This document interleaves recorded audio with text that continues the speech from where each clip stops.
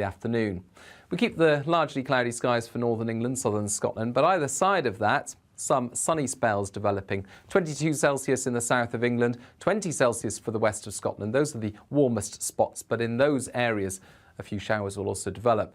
More widely, showery rain will push in from the west overnight to affect Northern Ireland, Wales, the southwest, and then those outbreaks of rain push into central and eastern England, northern England, southern Scotland by dawn on Wednesday.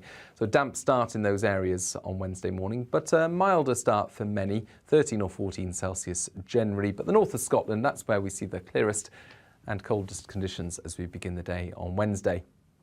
Now, the rain that's moving across the country during Wednesday turns to showers, and really it's a day of sunny spells and slow-moving heavy downpours. A brighter day for many on Thursday, but increasingly windy later Thursday and into Friday. I'm Liam Halligan. Join me every weekday at 1 p.m. for On the Money, your daily dose of economics, business and consumer news. I've got 25 years experience covering economics and finance. We hold grown-up discussions with a host of experts who really know their stuff. We can't buy gas and store it. That was a mistake, wasn't it? I think it was a mistake. Even you, Liam, don't have a crystal ball. Inflation's a real threat. Every weekday at 1, you're On the Money.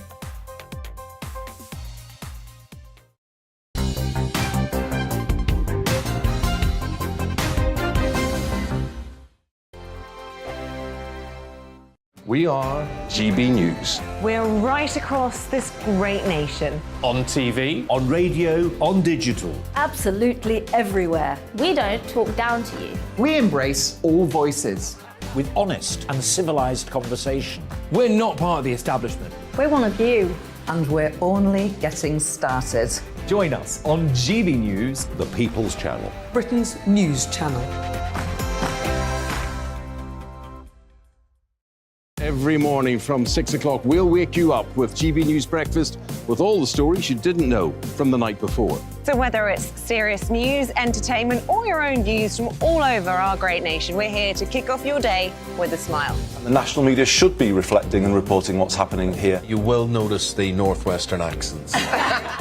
Whether you're with us on TV, radio, or online, every morning, it's breakfast from 6 a.m. Hope you can join us.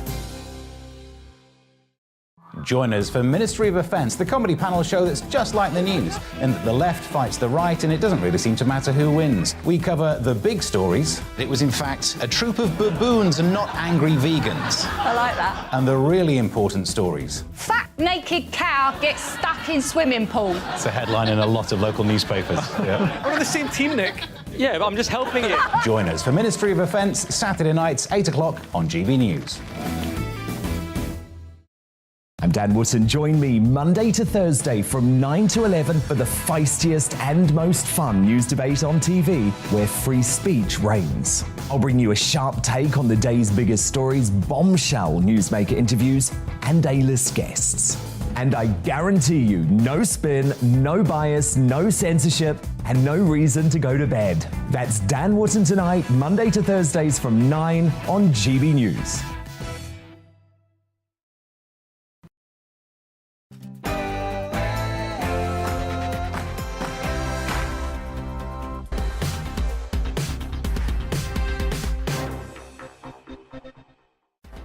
Hi there, very busy day of news to come. Welcome to Brazier. Fast-paced news from 4 until 6. In a shade under 2 hours from now, the Prime Minister will face a vote of no confidence after at least 54 Conservative MPs sent letters to the chair of the 1922 committee of Tory backbenchers. Sir Graham Brady calling for a vote. If Boris Johnson loses, he'll be forced to stand down as Prime Minister. For that to happen, at least 180 Conservative MPs, a majority, will have to vote against their leader. All the latest reaction and the build-up to that vote coming up. We've got the consulting editor at the Daily Mail, Andrew Pearce, the Labour MP, Steve McCabe, and Jacob Rees-Mogg among my guests between now and 5 o'clock. We'll also take a look back at some of the other Prime Ministers who faced similar votes and where it left their leaderships. John Major, Margaret Thatcher, and most recently, Theresa May, to name a few. Professor of Political History, Steve Fielding, joins me to discuss that. And with me for the next 2 hours, the journalist and author Ella Whelan. But first, the latest news headlines with Polly.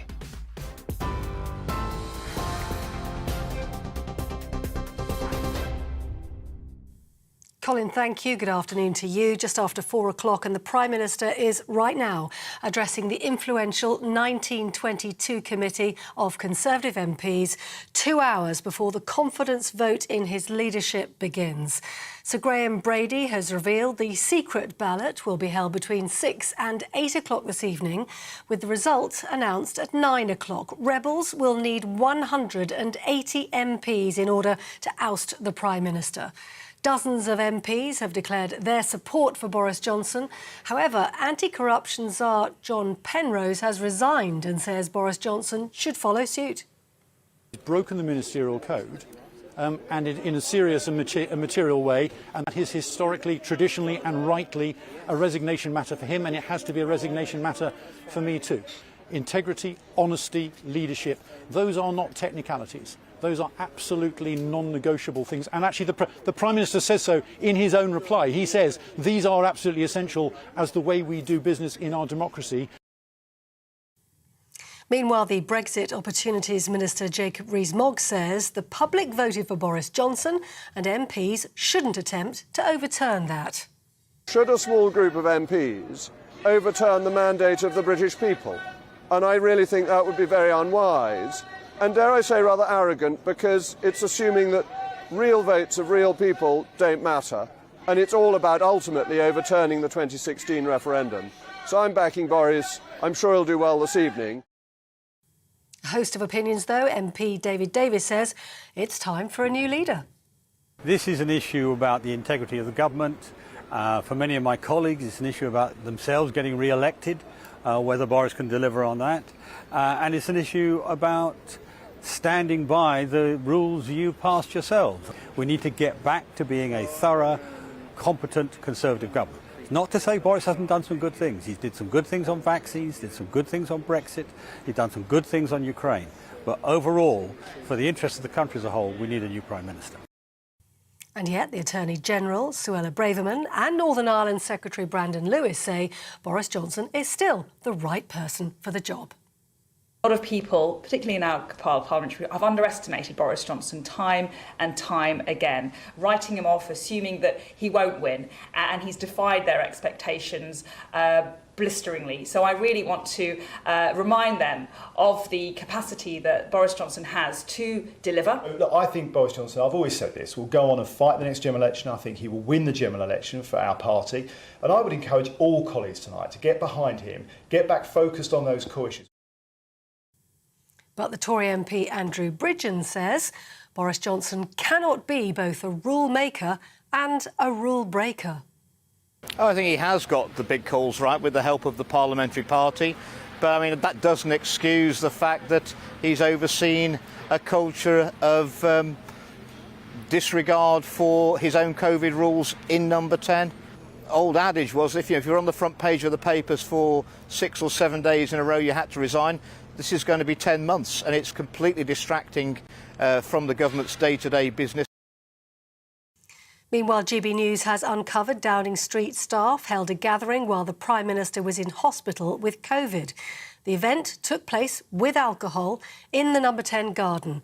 An insider whose identity we're protecting using an actor says there were many more rule-breaching parties the public still don't know about. Sue Gray didn't have confidence that those parties covered in the report was an exhaustive list. She does say there could well have been more, and there were. For example, I think when the PM was in hospital, there was a party, or not a party, but a gathering in the garden with alcohol, and the PM wasn't in residence. And often these parties were disproportionately on a Friday when the PM goes to Chequers. Well, in other news today, away from politics, the UK is sending its first long-range missiles to Ukraine. Boris Johnson confirmed the move in a phone call to President Zelensky, saying the UK could not stand by as Russia flattened cities and killed innocent civilians. That comes after air-launched cruise missiles struck rail infrastructure in Kyiv, the capital of Ukraine, for the first time since April.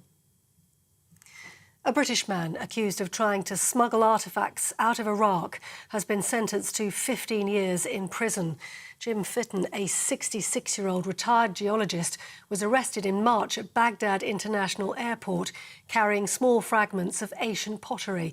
His lawyer says he'll appeal the verdict on the grounds that he had no criminal intent. A German man arrested at the same time was acquitted of the same charges. Here, thousands of British travellers have been left stranded after flight cancellations across Europe. Passengers booked with British Airways, TUI, Wizz Air and EasyJet are all affected as airlines struggle to continue with severe staff shortages. The Transport Secretary Grant Shapps says the government will work with the industry to avoid further transport chaos. You're up to date on GB News. More news as it happens. Now it's time for Brazier.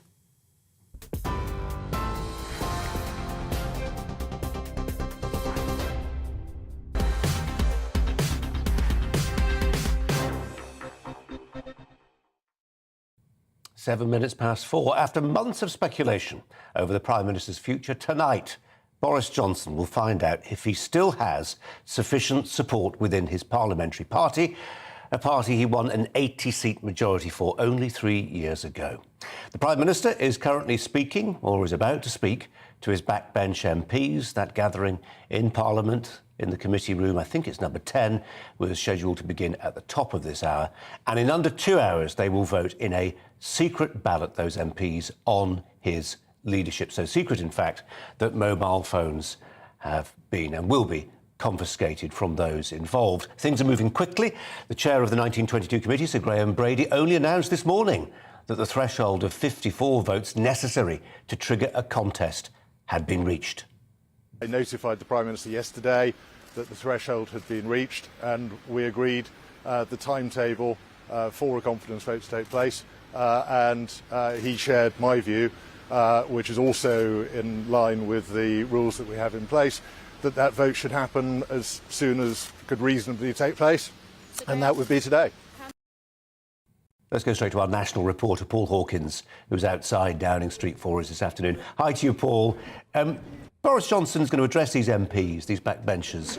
What can he possibly say to those doubters to change the minds of those thinking of ousting him? Well, good afternoon to you, Colin. Yeah, I mean, we've got a flavour of what he's going to be saying to MPs, because he's already written to them today, in which he said that the government needs to concentrate on the war in Ukraine, on the cost of living crisis, and that he, Boris Johnson, personally is committed to lowering crime, reducing taxes and cutting NHS waiting lists. He's going to lay out his achievements so far in terms of the vaccine rollout during the pandemic, and also the unprecedented help that there was for businesses and individuals through the furlough scheme. And then he'll say that, look, the Conservative Party doesn't need a civil war at the moment. That's what Labour want. Don't give Labour what it wants.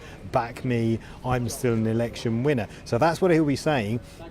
And he's probably going to win that vote tonight. There is a possibility he could lose it, but probably he's going to win it. The question is how big the wound will be that is inflicted on the Prime Minister. How many MPs are going to vote against him? Now, we already know that at least 54 letters of no confidence have gone into Sir Graham Brady, so that's 54 votes against the Prime Minister. There could be more, and then what happens after that? I mean, we've got two by-elections, key big by-elections, that at the moment polling suggests will not go the Conservatives' way at the end of the month. Could they then change the rules, the vote of no confidence rules with the 1922 committee, so that in fact that year's immunity that he'll get from winning that vote then becomes redundant, and then we have another vote of no confidence in him? So there's a lot to play for here still, and although the Prime Minister may be safe after this evening's vote, he very much will be wounded, and he'll be carrying that number of MPs who voted against him, be carrying that number around with him for the rest of his premiership. Paul, for now, thanks very much indeed. Let's turn to consultant editor at the Daily Mail, Andrew Pearce, for his thoughts this afternoon. Andrew, welcome to you. Can I start with these extraordinary, I think they're pretty extraordinary comments, from Nadine Dorries, the Secretary of State, senior politician and supporter of Boris Johnson, who's taken a pop today at Jeremy Hunt, former leadership contender who's been critical of the Prime Minister. He's come out of one of those rebels today. Nadine Dorries has talked about Jeremy Hunt's, quote, duplicity, describes him as inadequate. You've been wrong about almost everything. You are wrong again now. The gloves, Andrew, are off. They certainly are. Nadine Dorries is probably one of Boris Johnson's most loyal supporters in the cabinet. She wouldn't be in the cabinet if it wasn't for Boris Johnson, to be honest. She was as surprised as anybody when she got that call to be Culture Secretary. But she worked very closely with Jeremy Hunt when he was Secretary of State for Health. She was Junior Health Minister. And so she was privy to a lot of his thoughts. And she, of course, is aware of the fact that as the longest serving Secretary of State for Health, Jeremy Hunt should have been putting in place a strategy for pandemic planning, because the World Health Organization said a pandemic was likely. There was absolutely no planning put in place. So she's going for the jugular because Jeremy Hunt, according to the bookmakers, is the biggest threat to Boris Johnson. Remember, he was runner-up last time, the former Foreign Secretary. He's got a bit of clout. As Ken, though, Colin, he was saying he told a friend of Boris Johnson's that now is not the time for a leadership contest. Hello, today he says it is time for a leadership contest, and if you don't vote for change, they're going to lose. So that's why she's talking about duplicity. But can I say one thing about that, Colin? The most duplicitous electorate in the country, probably in Europe, is the Conservative Parliamentary Party. Don't believe a word any of them say about who they're going to support, because you can't trust what they say. And they may bang the table when the Prime Minister addresses them around about now. Is there anything at all he can say, he can promise to that particular electorate you describe that will change a single mind? Well, what I think he has to do, I don't think what he promises, people don't believe a lot of what he says. That's part of Boris's problem. MPs are finding out on the doorstep, people think Prime Minister's a bit of a fibber. Prime Minister has a bit of a difficult relationship with the truth. But what he's got to show is that he's a brilliant orator, which he is when the chips are down. He's won 2 elections as London Mayor. He won the referendum. It was he that won that referendum, nobody else. And he won that extraordinary majority for the Tories in just 2 or 3, in December 2019. Boris Johnson's had a proven track record as a winner. Now, the polls are pretty bad at the moment, but they would be. It's midterm. He's also going to say to them, what's the big disagreement with him? It's not on policy, is it? There's no great issue with his leadership, as there was with Theresa May. She simply couldn't get a EU withdrawal deal through the House of Commons. With Mrs Thatcher, she'd been in power for 10, 11 years, and people thought she'd gone slightly off the rails. Boris has only been there 3 years. He's paying a heavy price for Partygate and his hopeless conduct of that. But there is no major policy rift between Boris and the Parliamentary Party. And he's also going to make the point, bit of a breach of faith with the electorate, isn't it? Because, as your report was making earlier, just a few years ago, he got the biggest majority for the Conservatives since 1987. And now, potentially, 150, 160 MPs are going to say, stuff that, we want him out. Though, Colin, in my view, he's got to get 2/3 of the MPs, I think, to be safe. Wow, it's a big number. It's a big number when you consider that 170 of the 359 Tory MPs are on the government payroll. And obviously there's a lot of managing expectations on both sides, the rebels and Boris supporters. They're trying to peddle the idea, if he gets this number, he's safe. If he gets this number, he's finished. I just wonder who you think, Andrew, is at the nucleus of the rebel movement. Is it the people who back Theresa May, hardcore Remainers, or is it actually a much wider collection of individuals than that? The reason why I think he's perhaps not in as much trouble as Theresa May is because there was a whole sizable cadre of the Tory Parliamentary Party just thought, this woman's not up to the job. She's not going to get Brexit done. Here, I think we could have potentially 12 MPs in a leadership contest. There's no obvious alternative. There is no organised campaign to oust him. There's lots of MPs going in different ways. Lots of MPs are going to throw their hat in the ring. You've got absolutely no chance of winning. For instance, Andrea Leadsom, who stuck the knife in him last week, Brexiteer, she was his business secretary. She's only going to run, I think, if there is a leadership contest, because if she gets a few votes, she thinks that will then give her a chance of getting back into the cabinet, getting a ministerial job. There's an awful lot of personal vanity and personal aggrandisement going on here, and not enough concern about what's best for the country, what's best for the Tory party, and what's best for all of us. I mean, there is so much vaulting ambition here. Tom Tugendhat, for instance, who's never been a minister, the chairman of the Foreign Affairs Select Committee, never even been a government minister, Colin. How can he be prime minister? But he'll run.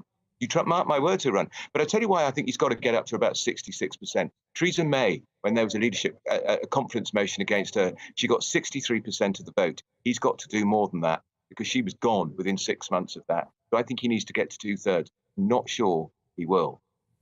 Blimey. Andrew, really good to talk to you. Might get to talk to you later. Thanks very much indeed. Andrew Pearce of the Daily Mail there. Let's turn to the journalist and author Ella Whelan, who's alongside me here in the studio for the next 2 hours. Busy 2 hours ahead. Andrew Pearce has got some numbers in mind. It really does come down to the arithmetic, doesn't it? And if he's wounded, he'll just stagger on for a bit longer, but eventually will not contest the next election. Well, this is the question. It's not necessarily whether he does. This isn't necessarily going to be finished tonight, because there's many people suggesting that even if he does win by a slim majority, there is a section within the Conservative Party who are almost looking at this as a positive opportunity to the confidence vote to put to bed all the concerns about Partygate, all the concerns about Boris Johnson's conduct.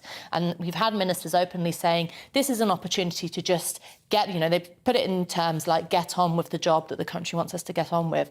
That's slightly negated by the fact that we know that there are various other parties, various other incidents that weren't, mentioned in the Sue Gray report. You've had your own report, anonymous reporter on GB News today, which, even if the Conservative Party ignores it, are going to continue to rumble on the press. So this is certainly not something that's going to be put to bed tonight. But I think Andrew raises a really interesting point, which is that there is a significant section of Remainer core at the heart of this rebellion. I mean, you have people like Tobias Ellwood, who, only the other day it feels like we're talking about rejoining the single market. And there's obviously a certain number who are still viciously stinging from their defeat in 2019 when Boris became Brexit Boris. But there is also people like, David Davis, like Andrea Leadsom, who, it's slightly unbelievable to suggest that they're simply doing this on the basis of Partygate. And you know what, Ella? There'll be people yelling, what's this got to do with Brexit? Here's Andrew Adonis, the cruelly named Andrew Adonis, who says, if Boris goes, Brexit goes in time. If Boris goes, Brexit goes in time, says Andrew Adonis. Let's turn to the Conservative peer, Lord Hayward, who joins us now from Westminster. Lord Hayward, welcome to you. You're not an MP. If you were, how would you be voting? I'm going to do the analysis. I'm not going to express my own personal view. I shall keep that private. OK, that's entirely fair. Do the analysis for us then. Is this just about Partygate? I remember interviewing Kelvin Mackenzie, formerly editor of The Sun, last week. He was apoplectic about what he felt was a government that had become profligate, that had lost any rootedness with those people who will have to cough up for the bills of COVID, the cost of living crisis. He felt this was a Conservative Party that was really Conservative in name only. And you asked the question at the start, is it to do with Partygate? It's to do with a lot of things, but the running theme throughout has been Partygate and the approach that Boris and Number 10 have taken towards the regulations which they were responsible for setting. So you're absolutely right, and the comments that were just now made in relation to, you've got strong Remainers like Tobias Ellwood and Bob Neill on one side, Tom Tugendhat, and you've got strong Brexiteer supporters like Andrea Leadsom and others on that side of the party, all of whom are saying no to Boris. So it's a build-up, it's a combination of issues, but the running theme is Partygate, no question about that. And a running theme, but also a running sore, in the sense that this is not where the matter rests with Sue Gray's report. You've got the Privileges Committee looking at it too. Yes, and Andrew Pearce was right, because there comes a point, as he identified, where the Prime Minister, if he doesn't get a certain number of votes, it becomes, to use your phrase correctly, a running sore. So my guess is, as Andrew said, if the Prime Minister doesn't get 2/3 of the Tory vote today, in round terms that's 230 votes as against 130 against him, then he'll be in difficulties. Lord Hayward, I'm just looking at the polling of Tory members and supporters who, by not a tiny majority, 53% of them want to retain Boris Johnson as Prime Minister to 34% who do not. They don't get. I was going to say they don't have a dog in this fight. They, of course they do, but what they don't have is a vote. This is a very small electorate. To what extent will the MPs be factoring in what their members think and feel? Well, the members have a vote if it becomes an issue where you get down. If Boris loses and you have a leadership election, then you do go to members. But the members, those are polls of people who are still members. Anybody who's a member of Parliament will tell you that they've had Tories resigning. And of course, ultimately, you don't win elections with Tory membership. You win elections on a much broader group of voters than just your own party members. And that's what the MPs will be judging on. Lord Hayward, we appreciate your patience. Not easy when College Green by Parliament there becomes as noisy as it does on days like this. So thank you very much. Cheers. Thank you very much indeed. It's quiet here in the studio. Ben Loughnane is a research fellow at the Conservative think tank, the Bow Group, has just joined me. Benjamin, welcome to you. Give us some numbers. What finishes him off? Well, if you see sort of a number of MPs rebelling, like 130, even 120, you know, that's an untenable situation for him.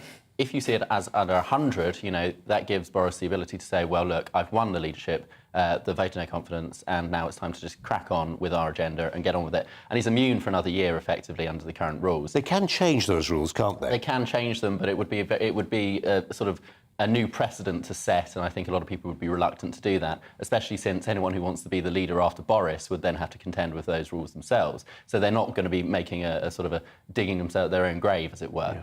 Yeah. But no, I think Boris is in a good position if he wins this contest, because it gives him the ability to turn around and say, right, time to crack on with the job. We put that to rest. Partygate is over. Time to move on.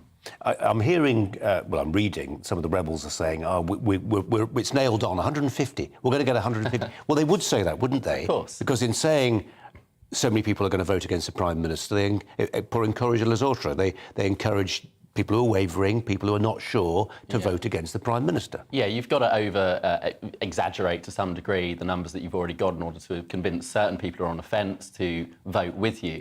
However, I think they know that this is really, it's not going to necessarily bear out the way that they think it is. And also, you've got to factor in the sort of, not so much bribes, but people being convinced softly that they might change their vote. Ella, can I just talk to you about the principle of what we're witnessing? I mean, you're a great believer of transparency and pluralism and democracy and all that great stuff. Is today just one of those bizarre political spectacles that actually is slightly unedifying? There's not a lot of transparency about it, that's for sure. There's a lot of the word that keeps being used is duplicity. But it's an exciting day that engages people in politics a bit, doesn't it? I think it's very exciting for people within the Westminster bubble, and there's certainly many political commentators who are rubbing their hands at the prospect of column inches, because this is, you know, partly a lot of what Westminster runs on, sadly, is this kind of gossip mongering. But, you know, actually, to give credit to some of my fellow journalists, it has been called indulgent across some of the papers today. This suggestion that, you know, particularly as the 2019 election was so definitive and was really not so long ago, despite it being clouded by, you know, 2 years of a pandemic, which you could sort of interpret as either being a pitfall for Johnson because of the policies that were enacted throughout that period, or actually a period of hiatus when who can really judge a Prime Minister during that time. Either way, you know, there is no credible and direct evidence, few polls aside, that public support and public sentiment around Boris has significantly changed. Certainly no sentiment that it's changed in favour of Jeremy Hunt or Tom Tugendhat or any of the people who are looking to be the front runners. So in that way, you know, you can make an argument that it is undemocratic, despite the fact that it's all being played by the rules technically.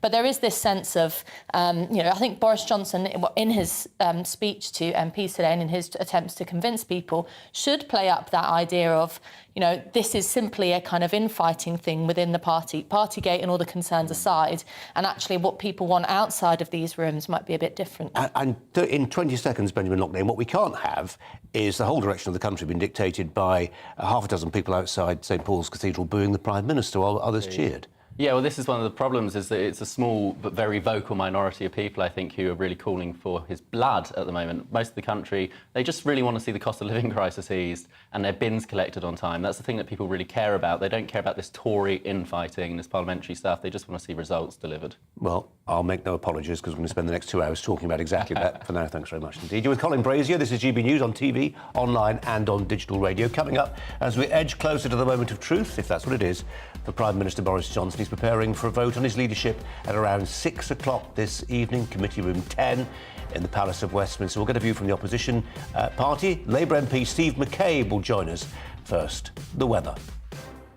Hello again, I'm Aidan McGiven from the Met Office. Cloudy for many of us today, but there are some showers and also some sunshine around. The brightest skies are reserved for Scotland, where an area of high pressure is close to the far north. This low pressure moving away through the North Sea, well, that's bringing a legacy of cloud and a few showers for much of England as well as Wales. The showers mostly affecting parts of mid-Wales into the central and southern part of England, especially the M4 corridor. They ease away overnight, but another area of showers move up from the English Channel to affect the far south coast, so parts of Devon, but more especially the Isle of Wight into Kent and Sussex. But for many, it's a dry night with clear spells. Under any clear spells, temperatures dropping into these single figures, perhaps even low single figures for sheltered parts of Scotland. A fresh start here. Some sunshine for central and western Scotland, southern and central parts of England and Wales, but an area of rain pushes in from the North Sea to affect northern England. This mostly showery and tending to fragment by the afternoon. We keep the largely cloudy skies for northern England, southern Scotland, but either side of that, some sunny spells developing. 22 Celsius in the south of England, 20 Celsius for the west of Scotland. Those are the warmest spots, but in those areas, a few showers will also develop. More widely, showery rain will push in from the west overnight to affect Northern Ireland, Wales, the southwest, and then those outbreaks of rain push into central and eastern England, northern England, southern Scotland by dawn on Wednesday. So a damp start in those areas on Wednesday morning, but a milder start for many, 13 or 14 Celsius generally. But the north of Scotland, that's where we see the clearest and coldest conditions as we begin the day on Wednesday. Now, the rain that's moving across the country during Wednesday turns to showers, and really it's a day of sunny spells and slow-moving heavy downpours. A brighter day for many on Thursday, but increasingly windy later Thursday and into Friday.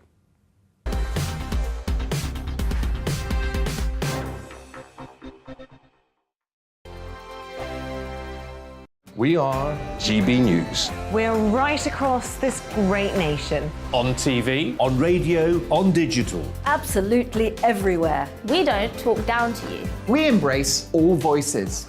With honest and civilised conversation. we're not part of the establishment. We're one of you. And we're only getting started. Join us on GB News, The People's Channel. Britain's news channel. Every morning from 6 o'clock, we'll wake you up with GB News Breakfast with all the stories you didn't know from the night before. So whether it's serious news, entertainment, or your own views from all over our great nation, we're here to kick off your day with a smile. The national media should be reflecting and reporting what's happening here. You will notice the northwestern accents. Whether you're with us on TV, radio, or online, every morning, it's breakfast from 6 a.m. Hope you can join us. Join us for Ministry of Offence, the comedy panel show that's just like the news, in that the left fights the right and it doesn't really seem to matter who wins. We cover the big stories. It was in fact a troop of baboons and not angry vegans. I like that. And the really important stories. Fat naked cow gets stuck in swimming pool. It's a headline in a lot of local newspapers. Yeah. We're on the same team, Nick. Yeah, but I'm just helping you. Join us for Ministry of Offence, Saturday nights, 8 o'clock on GB News. I'm Dan Wootton. Join me Monday to Thursday from 9 to 11 for the feistiest and most fun news debate on TV, where free speech reigns. I'll bring you a sharp take on the day's biggest stories, bombshell newsmaker interviews, and A-list guests. And I guarantee you, no spin, no bias, no censorship, and no reason to go to bed. That's Dan Wootton tonight, Monday to Thursdays from 9 on GB News.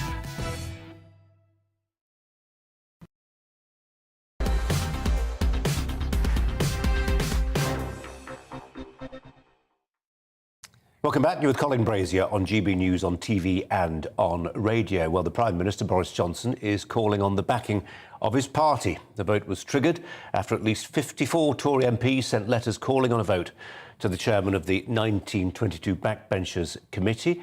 It's meeting right now in the Palace of Westminster. It started at 4. The vote, that will take place, we think, around 6 o'clock this evening, and the results, well, the Prime Minister will be told first. The rest of us get to know shortly thereafter, around about 9 o'clock. The Prime Minister, quite possibly right now, speaking to backbench MPs ahead of that vote. He's not without support from within his party. Earlier, the Secretary of State for Levelling Up, Housing and Communities, Michael Gove, tweeted his support for the Prime Minister, saying Boris Johnson got the big decisions right on Brexit and COVID. Well, on the Labour benches, Sir Keir Starmer says Conservative MPs should act in the, quote, national interest by voting no confidence in Boris Johnson. The Labour leader said the Prime Minister had lost the trust of the public and had made a big mistake by trying to cling to his job. Let's turn to Steve McCabe, Labour MP for Birmingham Selly Oak, who joins us now. Steve McCabe, welcome to you. Would you rather... He didn't lose his job, Boris Johnson. Would you rather face him in 2024? Well, I think if he's still around to face, then he'll be a dead duck. But I think for the benefit of the country, it would be better if he went sooner rather than later. What do you say to people like Michael Gove who point to his achievements? They say that COVID, learning to live with COVID was one of them. They obviously say Brexit was another. And say, look, this is somebody who is dealing with a major international crisis right now in Ukraine and providing global leadership. Don't upset the apple cart now. Well, of course, Michael Gove has a great record of standing up for people, including Boris Johnson, so I wouldn't treat anything he says too seriously. To be perfectly honest, Brexit is coming undone at the seams, as we can see at the moment. We had Nadine Dorris tweeting today that they had no proper preparation for COVID. I mean, this is a government fighting like ferrets in a sack, and the idea that Johnson is a global leader exists only in the minds of that minority of people who continue to support him. Just since we're talking about tweets that pertain to this, Andrew Adonis, great Remainer, great campaigner, tweeted 4 hours ago, if Boris goes, Brexit goes. It's not a problem that some people, I mean, whatever you think about that sentiment, it's from a leading Remain figure. He clearly believes it. Well, I think Andrew's wrong about that, but I think it is true that part of the Johnson rearguard are actually trying to resurrect the spectre of Brexit again, and I think we heard Jacob Rees-Mogg saying that earlier today. I think it's kind of last desperate throw. Anything will do at the moment. I mean, the reality is he's probably going to win this confidence vote. He's only got to buy off about 17 MPs. There's not that many knighthoods he has to dish out. He'll probably win it anyway, but he's damaged. He's fatally damaged. And what do you say to those people who will argue, that may be your view, you may feel he's done, but it's only 3 years ago that he secured an 80-seat majority, and in ditching him now, if that's what happens, we are breaking faith with a profound democratic decision? Well, the Conservative Party won the majority. I mean, it's debatable whether we don't have a presidential system, but it's only 2 weeks ago that 58% of the public said he should resign, so that's a bit more recent, isn't it? Steve McCabe, appreciate your thoughts today. I'm glad College Green's quieting down a little bit. It's now tolerable to broadcast from there, isn't it? Thanks very much indeed. Coming up here on GB News, on TV, online and on digital radio, my take on D-Day for the Prime Minister. What are his prospects? We'll also take a look back at some of the other Prime Ministers who faced similar votes and where it left their leaderships in time. John Major, Margaret Thatcher and most recently Theresa May. To name but a few, have her acolytes been steering the pot against Boris Johnson? A professor of political history will bring you up to speed on that. First, the latest news headlines. Here's Polly.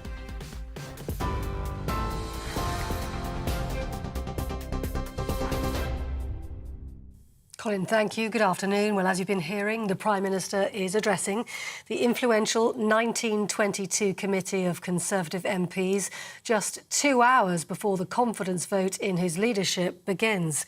He's expected to tell them that the result will be a chance for the party to stop talking about itself and focus instead on what the party is doing for the people of this country. The secret ballot is happening between 6 and 8 o'clock tonight. The result expected around 9 o'clock. Dozens of MPs have declared their support for Boris Johnson. However, anti-corruption czar John Penrose has resigned and says Boris Johnson must also do the same. GB News has uncovered Downing Street staff held a gathering while the Prime Minister was in hospital with COVID. The event, with alcohol, we understand, took place in the No. 10 garden. An insider, whose voice has been disguised, says there were many more rule-breaching parties the public still doesn't know about. Sue Gray didn't have confidence that those parties covered in the report was an exhaustive list. She does say there could well have been more, and there were. For example, I think when the PM was in hospital, there was a party, or not a party, but a gathering in the garden with alcohol. Meanwhile, Boris Johnson has spoken to Ukraine's President Zelensky, confirming the UK will deliver long-range missiles. That comes after Russian air-launched cruise missiles hit rail infrastructure in the capital Kyiv for the first time since April. 73 more cases of monkeypox have been confirmed in England. The UK Health Security Agency says another 2 cases have been confirmed in Scotland and 2 more in Wales. That brings the total number of infections across the UK now to 302. And travellers are having to queue for hours to get through passport control amid airport chaos today. Around 37 EasyJet flights have been cancelled, and passengers at Gatwick, whose Wizz Air flight has called off, are reporting the company's helpline isn't working. Thousands of British travellers have been left stranded as flight cancellations across Europe continue despite staff shortages. The Transport Secretary Grant Shapps says the government will be working with the industry to avoid further problems. You're up to date on TV, online and on your radio via DAB+. More from Brazier in just a moment.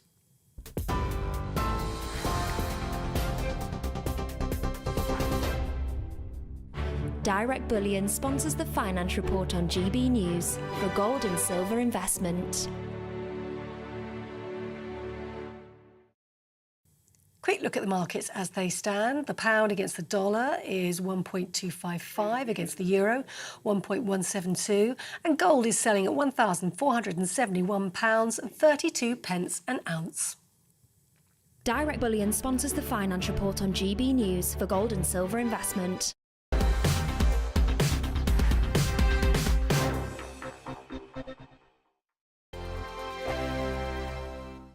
We are GB News. We're right across this great nation. On TV, on radio, on digital. Absolutely everywhere. We don't talk down to you. We embrace all voices. With honest and civilised conversation. We're not part of the establishment. We're one of you. And we're only getting started. Join us on GB News, The People's Channel. Britain's news channel. Every morning from 6 o'clock, we'll wake you up with GB News Breakfast with all the stories you didn't know from the night before. So whether it's serious news, entertainment, or your own views from all over our great nation, we're here to kick off your day with a smile. And the national media should be reflecting and reporting what's happening here. You will notice the northwestern accents. Whether you're with us on TV, radio, or online, every morning, it's breakfast from 6 a.m. Hope you can join us. Join us for Ministry of Offence, the comedy panel show that's just like the news, in that the left fights the right and it doesn't really seem to matter who wins. We cover the big stories. It was in fact a troop of baboons and not angry vegans. I like that. And the really important stories. Fat naked cow gets stuck in swimming pool. It's a headline in a lot of local newspapers. Yeah. We're on the same team, Nick. Yeah, but I'm just helping you. Join us for Ministry of Offence, Saturday nights, 8 o'clock on GB News.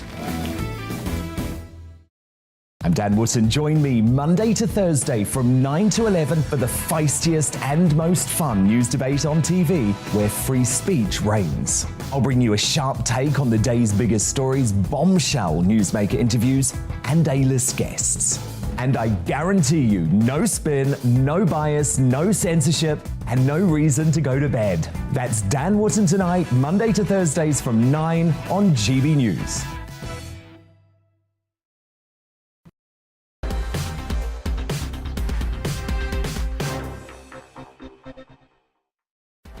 Main stories this afternoon for you. Now, Boris Johnson will face a confidence vote in his leadership of the Conservative Party in just over an hour after enough MPs submitted letters calling for a contest. For the Prime Minister to lose the keys to number 10, half of Tory MPs plus one would need to vote against him. It's currently 180 MPs that we're talking about. The UK will send a handful of advanced multiple-launch rockets to Ukraine despite a threat from Russia to the west. The Defence Secretary says the rocket system will help Ukraine defend itself. America's also announced announced last week it would send a similar system to support Ukrainian troops. And a 4-day working week with no loss of pay is being trialled at dozens of companies across the UK from today. Firms from a variety of industries taking part, including banking, hospitality and care. Workers will still receive full pay on the understanding they maintain maximum productivity. Let's just share a couple of emails with you about the Boris Johnson contest. These aren't necessarily representative, they just caught my eye. Linda supports Boris. She says, I do hope that Boris is allowed to get us back on the right track. This is after a very difficult time for most countries in the world. Point worth making, I think, from Linda. He'll need to fight on for the people of this country. Clive, I'm looking for one that's critical, but this is from Clive, who supports too. A very simple request, says Clive. Just ask any of your anti-Boris guests if they voted leave or remain. That would prove the point that's been made by Kate Hoey, that this is dividing along remain stroke leaver lines. More emails to come. Now, before Boris Johnson became Prime Minister, he wrote articles and books. His bestseller was a rollicking autobiography of Winston Churchill. In it, he remembers, as our Queen will, how the King had to stop Churchill landing on the beaches of Normandy with the first wave. That was on this day, June the 6th, in 1944. Johnson now faces his own D-Day, who will tell him that it's time to heed the lessons of history, that leaders have their seasons. Well, Churchill was the man to mobilise the English language and resist German overlordship. But by D-Day, his powers were waning, and a year later, the voters decided he wasn't the right man for more boring times. Well, similarly, Johnson was the right man for Brexit, for crushing Corbyn, for learning to live with COVID, for standing up to Moscow. But is he the right man to win in 2024? In the next few hours, we'll find out if enough of his colleagues think he should keep buggering on or, like Churchill, should be told the time for leading his troops into battle is over. He wouldn't be the first proven election winner to be dumped by the Tories, and if he's forced out, there'll be many who will argue he might have gone on to defy the polls to win again, just like Thatcher might have done had she only been given the chance. Well, if I were a Tory MP, I'd stick with Boris, at least for now. But if I were Boris, I'd think about Churchill, not just about how he was able to write lucrative post-war books that wrote off his debts, but how Churchill was able to come back for another go. If I were Boris and enough of my MPs wanted me out, I'd take a breath, regroup, rest, and perhaps when the country's need is great again, return. Age hasn't wearied him, even if the job has. He's only 57. Churchill was 70 when the war ended and was at it again 6 years later. Tony Blair, whose fans were last week touting his restoration to number 10, is only 69. Other than an easier life, what's in the surrender of power for someone who craves it? Well, it's interesting that one of the MPs who outed himself as a rebel today is Jesse Norman, who belongs to the thoughtful wing of the Conservative Party. Like Johnson, Norman wrote a biography of a great Tory leader, not Churchill, but Edmund Burke, arguably the greatest philosopher of Conservative thinking. And perhaps that's where Johnson should direct himself now. Maybe it's impossible to win the big arguments while actually running the country. Perhaps it will be easier for Boris to define his vision of conservatism without the cares of office. And there will be a time when Britain doesn't need a bank manager in charge, when a Jeremy Hunt or a Keir Starmer just doesn't cut it. If Johnson loses this D-Day, his ideological war isn't necessarily over.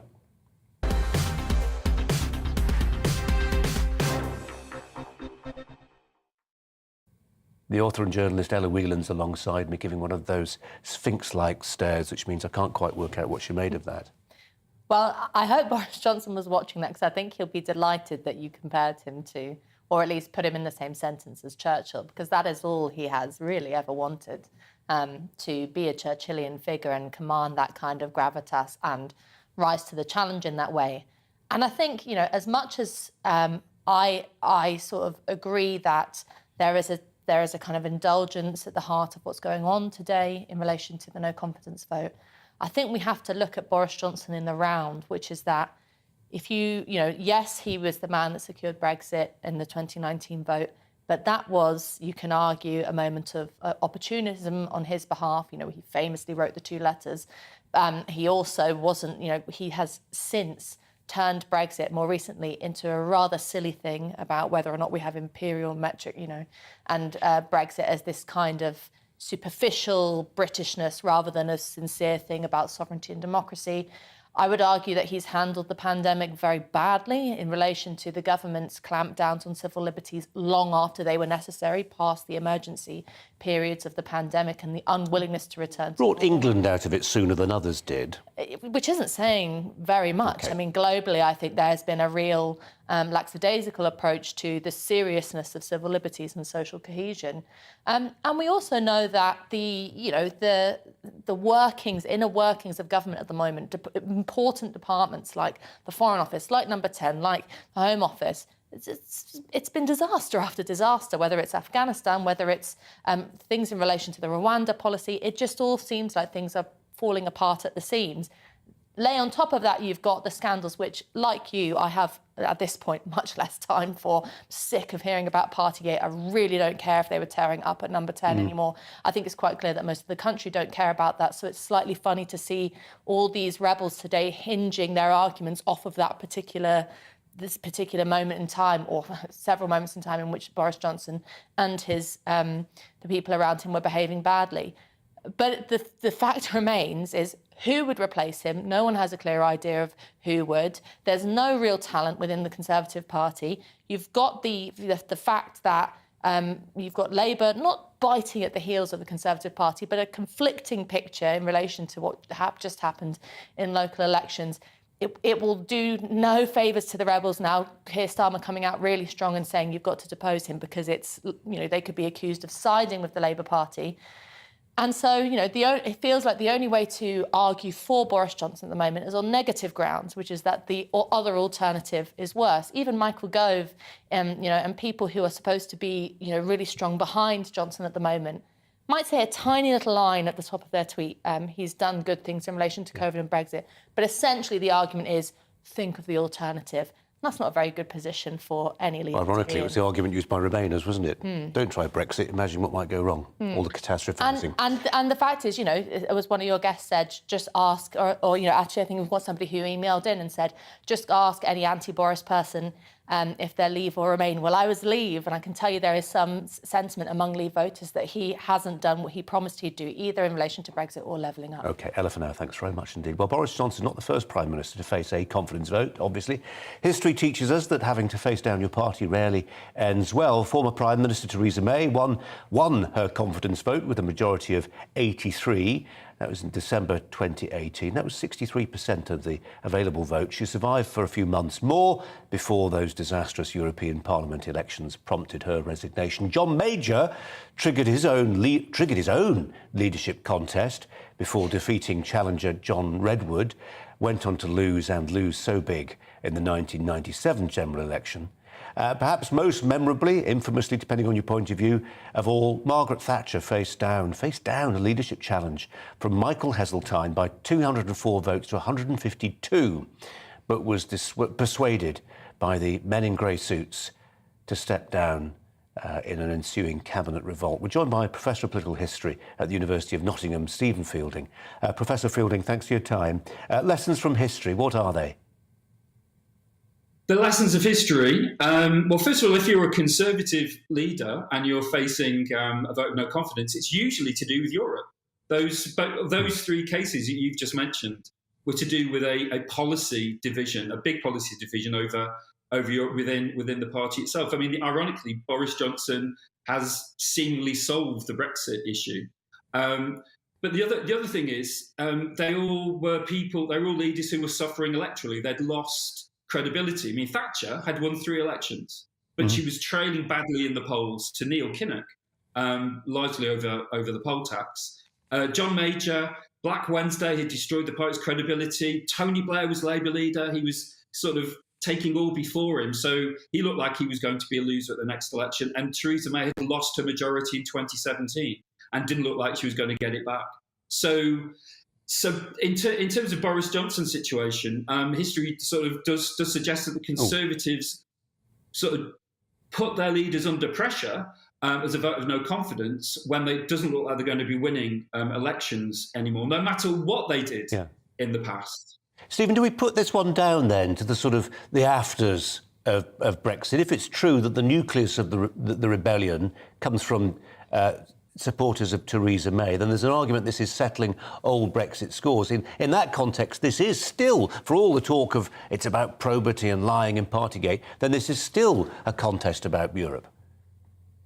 Well, I don't know. I mean, there are very strong Brexiteers who have made it very clear and did it early. David Davis said in January I think he was going to send a letter.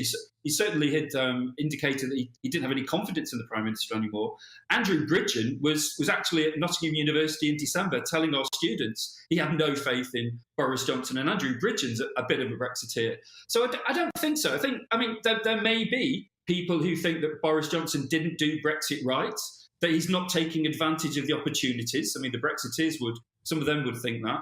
And some of the people that used to be Remainers might just, they've always had it in for Boris Johnson. But there aren't really that many of those left. I mean, Boris Johnson chased a lot of those out in 2019. I mean, the thing about Boris Johnson's situation is, as many people have pointed out, there are so many different reasons for Conservative MPs for wanting to be rid of him.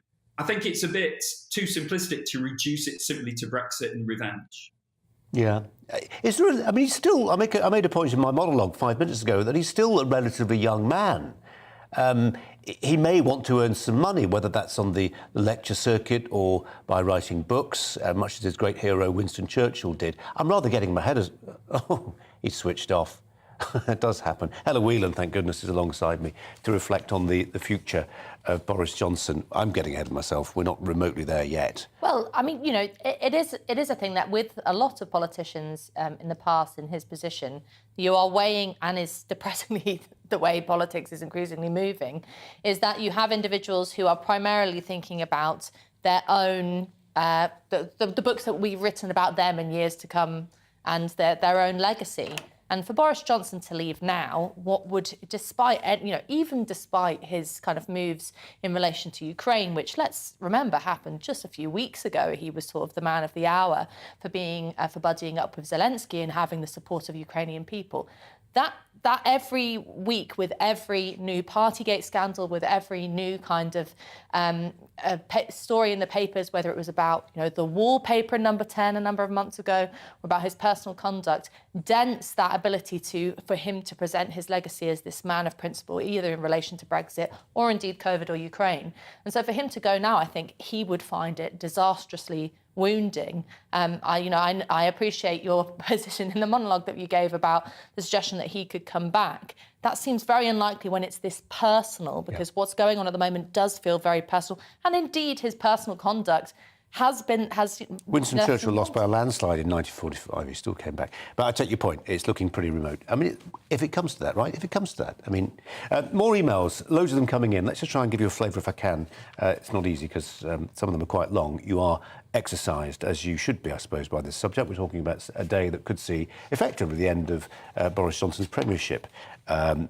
Obviously not today, but the seeds of it could be planted. Ruth, just for the record, despite all his faults, I still support the Prime Minister. With everything else that's going on in this country and indeed in the world, the last thing the UK needs is a self-indulgent, navel-gazing exercise by the Conservative Party, led by a bunch of Remoaners who have never accepted Brexit and want to reverse our vote to exit the EU. In my small town, we can't see a doctor, get an urgent prescription or get to see an NHS dentist. Elizabeth says Boris Johnson's authority has been fatally undermined. This will disrupt, says Elizabeth, the Prime Minister's authority, even if he wins the vote this evening. Personally, names that are being suggested as potential leadership candidates, one of whom is my MP, do not appeal. I do not feel inclined to vote for any party at the next election at this stage. A plague, Ella, on all their houses. Sometimes this stuff can leave a bad taste in people's mouths. I think that's a really important point, because if you look at the sort of bullet-pointed letter that was circulating around the Tory WhatsApp groups that Camilla Tominey mentioned in an article she wrote for The Telegraph today, one of the key points was the suggestion that at the moment, even policies that should be landing well with the public, whether it's Rishi Sunak's handouts, the kind of different measures that the government has put in relation to the cost of living crisis that we have at the moment, they haven't given forth that kind of push of public support. And the argument from these Tory rebels is that's because Boris Johnson stinks too badly, basically. But actually, I think there is a sentiment that whether it's the Labour Party or the Conservative Party, there is nothing, and I've made this point on your show many, many times, there is nothing exciting, nothing productive, nothing innovative coming out of government at the moment, and I think that might be a real problem. That's a good place to go to Paul Baines, who's a professor of political marketing at the University of Leicester. Professor, welcome to you. This is a government that's run out of ideas, says Ella Whelan. What say you?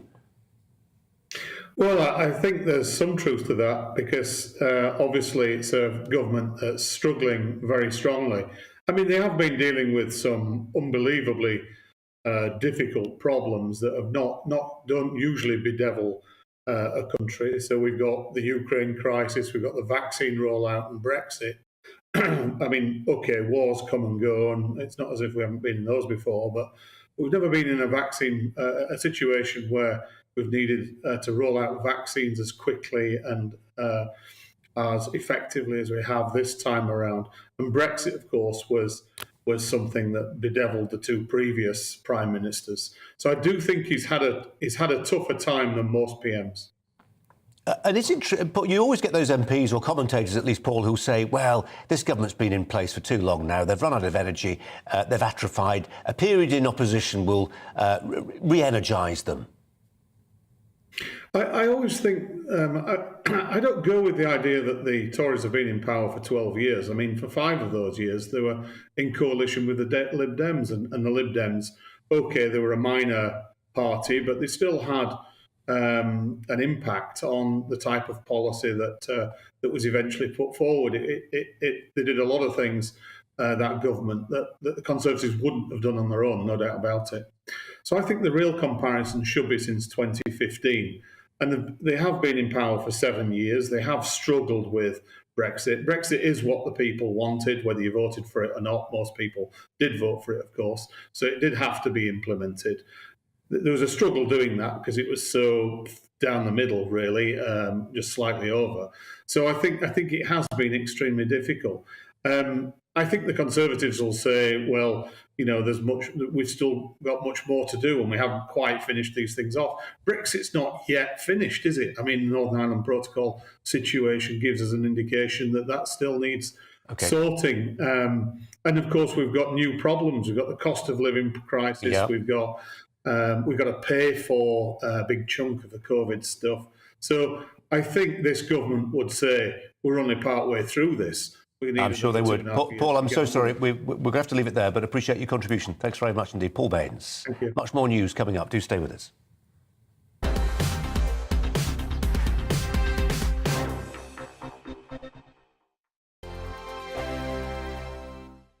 We are GB News. We're right across this great nation. On TV, on radio, on digital. Absolutely everywhere. We don't talk down to you. We embrace all voices. With honest and civilised conversation. we're not part of the establishment. We're one of you. And we're only getting started. Join us on GB News, the People's Channel. Britain's news channel.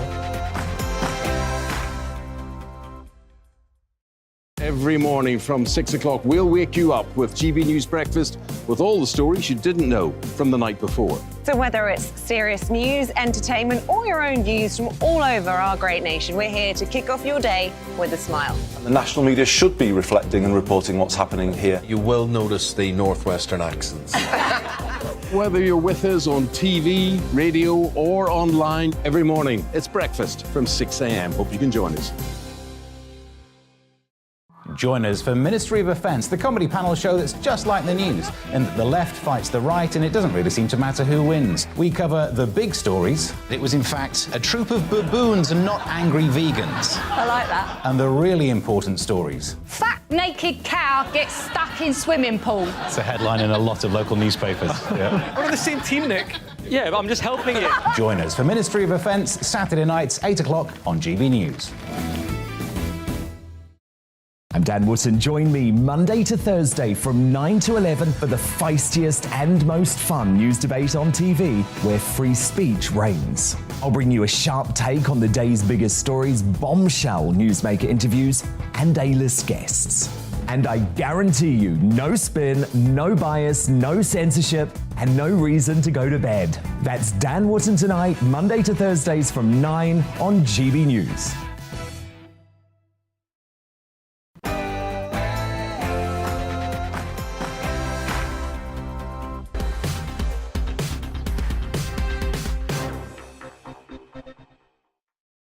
Hi there and welcome to Brazier. Coming up this live at 5 in just under an hour. The Prime Minister will face a vote of no confidence after at least 54 Conservative MPs sent letters to the chair of the 1922 committee of Tory backbenchers, Sir Graham Brady, calling for a vote. If the Prime Minister loses, he'll be forced to stand down. It's as simple as that, as Prime Minister. For that to happen, at least 180 Conservative MPs, a majority, will have to vote against Boris Johnson.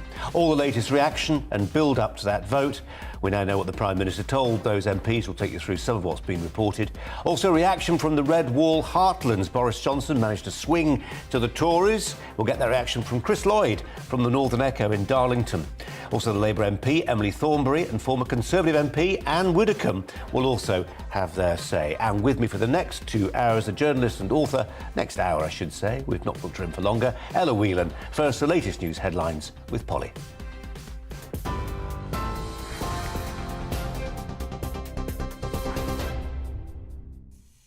Colin, thank you. The top story, as you've been hearing, the Prime Minister has been telling Conservative MPs that if he remains in power, he will lead them to victory again. Boris Johnson warned his party against turning on themselves and facing a Groundhog Day scenario as he faces a confidence vote in his leadership. He also told them he will cut taxes if he remains in power. The secret ballot is happening between 6 and 8 p.m. this evening, with the result expected around 9 o'clock. Rebels will need 180 MPs in order to oust the Prime Minister. Dozens of MPs have declared their support for Boris Johnson.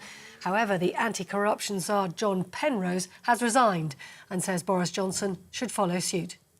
He's broken the ministerial code.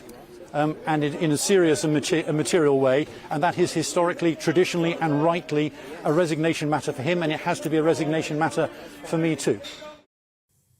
Meanwhile, the Brexit Opportunities Minister, Jacob Rees-Mogg, said the public voted for Boris Johnson and MPs shouldn't attempt to overturn that. Should a small group of MPs overturn the mandate of the British people?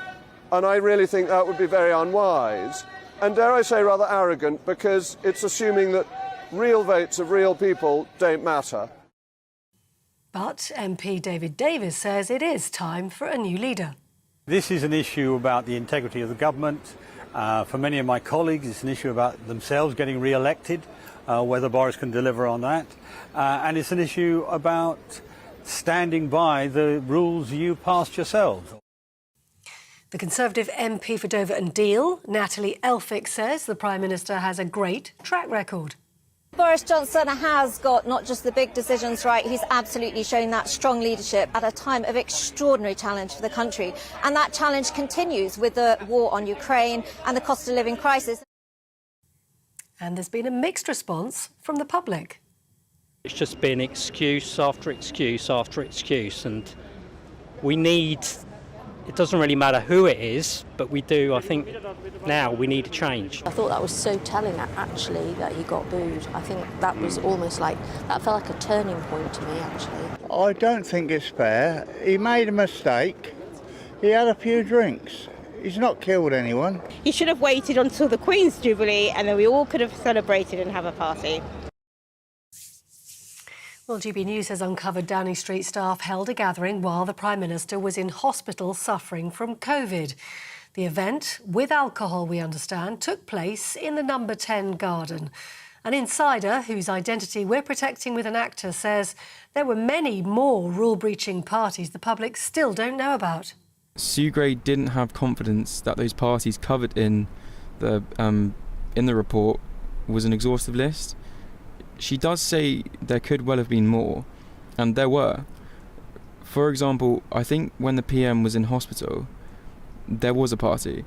Or not a party, but a gathering in the garden, with alcohol. Well, in other news, the UK is sending its first long-range missiles to Ukraine. Boris Johnson confirmed the move in a phone call to President Zelensky, saying the UK can't stand by as Russia flattens cities and kills innocent civilians. That comes after air-launched cruise missiles struck rail infrastructure in Kyiv for the first time since April. The family of a British man jailed by an Iraqi court for 15 years for trying to smuggle artefacts out of the country say they're shattered and heartbroken by the news. Jim Fitton, a 66-year-old retired geologist, was arrested in March at Baghdad International Airport carrying fragments of ancient pottery. His family have vowed to keep fighting for his freedom. A German man arrested at the same time was acquitted of the same charges. And travellers are having to queue for hours to get through passport control amid airport chaos again today. Around 37 EasyJet flights have been cancelled, and passengers at Gatwick, whose Wizz Air flight was called off, are reporting the company's helpline isn't working. Thousands of British travellers have been left stranded as flight cancellations across Europe continue due to staff shortages. The Transport Secretary, Grant Shapps, says the government will work with the industry to avoid further problems. You're up to date on GB News. More news as it happens. Now back to Brazier.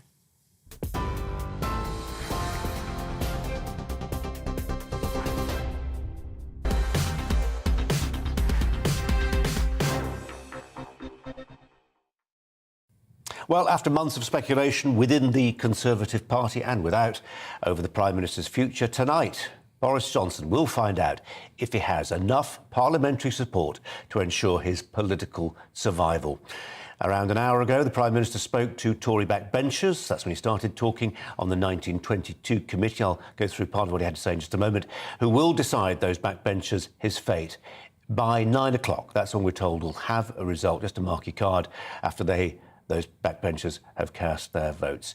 In that meeting, he said, "I will lead you to victory again," warning against descending into a, quote, pointless, fratricidal debate about the future of the Conservative Party. He also said the party should, quote, refuse to gratify our opponents by turning in on ourselves. He also had a pop at the media, which I think we ought to include. A senior party source said the Prime Minister received a big cheer when he said they should not, quote, dance to the tune of the media. Listening to that, joining me now, former Conservative Minister Anne Widdecombe. Anne Widdecombe, welcome to you. Just on the point about fratricidal infighting, the stuff the public don't like. I'm just looking at those comments from Secretary of State Nadine Dorries earlier, a big fan of the Prime Minister. He seems to be quite fond of her too. She used words like duplicity and inadequate to describe Jeremy Hunt. About him precisely, she said, "You've been wrong about almost everything. You're wrong again now." A taste of that, of what might happen if the gloves really come off. Indeed. I mean, I haven't been much of a fan of Boris, largely because of the Afghan interpreters and the Northern Ireland mess. But he's got it absolutely right by saying that this will just be one great fratricidal mess. The only people who are going to benefit from this is Keir Starmer and the Labour Party. Nobody else is going to benefit. And there isn't some great cause that is driving this. There was a cause that was driving the ousting of Theresa May, which was getting Brexit done. And there was a unity around a cause. There's no cause here. What you've got here is a disparate gaggle of MPs with a vast range of motives. Some of them are too new to the game. They're seriously scared, whereas others have seen it all before and aren't. Then you've got those like Tobias Ellwood, who said over the weekend, well, if we get rid of Boris, we can rejoin the single market. I mean, heavens above, they still want to fight that. Then we've got people like Andrew Bridgen, who normally talk sense, but who's come out against Boris and then says, but we must make sure that whoever succeeds is an, I quote, ardent Brexiteer. He can't make sure. So what he's actually proposing is to ditch a confirmed Brexiteer for an uncertainty. And the motives are vast, they're wide, and everybody's fighting everybody else except Labour. And that's who they should be fighting. They should be concentrated on the enemy in front of them. accepting that analysis, then that suggests almost that Partygate is a smokescreen, except that we've got people like, Jessie Norman, very clever MP, very cerebral backbencher, saying today, it is about probity, it is about Partygate. Well, several things. First of all, we've just heard that there was a party when the Prime Minister himself was in hospital. So the idea that the Prime Minister was driving all this is a nonsense. The police did not find him beyond the one event, and that, I think most people would have said, was a work break, which is exactly the same excuse that Keir Starmer is trying to use. I think the fact is the rules were all over the place. The rules were changing every 5 minutes. An awful lot of people were using their own judgment. And I think that is what happened here. He's apologised. If he didn't apologise, if he tried to defend it all, that would be a different matter. He's apologised, about 35 times, actually. So let's move on. In terms of moving on, what do you think will happen at 9 o'clock? What do you hope will happen at 9 o'clock? Well, what I hope will happen at 9 o'clock is that enough Tories will see enough sense and realise that they're going to damage nobody except themselves and their own chances if we then have months of a leadership election. I'm hoping enough of them will see sense to vote firmly for Boris now, but to have fired a warning shot across his bows, which they certainly have. That is what I hope will happen. But as I said, you've got such a ragtag bundle of motives going on. Some people, of course, are paying off old scores. I just don't know what will happen. But I sincerely hope Boris survives, and survives well enough, and that is crucial, survives well enough then to reimpose his authority on the party. And what the chairman of the 22 should be saying once that vote is announced, if Boris has won, that's it. Over, now we go forward. We don't keep on re-rehearsing these same arguments. And there's I've very occasionally disagreed with what my constituents wanted, and I stuck to my guns and I did the thing I thought was right. And frankly, some MPs have to discover that level of self-belief. Why are they all running around doing what virtually amounts to opinion polls in their own constituencies instead of asking themselves what is the right way forward? How can the right way forward at this stage of an electoral cycle be to plunge the party into weeks and probably months of leadership wrangles? Who benefits except Labour? They don't even have to oppose at the moment. They can just sit there and laugh. Well, we'll find out what Emily Thornberry, Labour MP, makes of it all, whether she is just, as somebody said today, getting in the popcorn, sitting back and enjoying the whole spectacle. For now, though, Anne Widdecombe, really appreciate your thoughts. Thanks very much indeed. Ella Whelan's alongside me. Ella, Labour will be obviously very pleased about what's happening, or will they? There are some people who say they quite like the idea of Boris in charge because they can, it gets, I hate that American phrase, it galvanising their base, but it does work people up.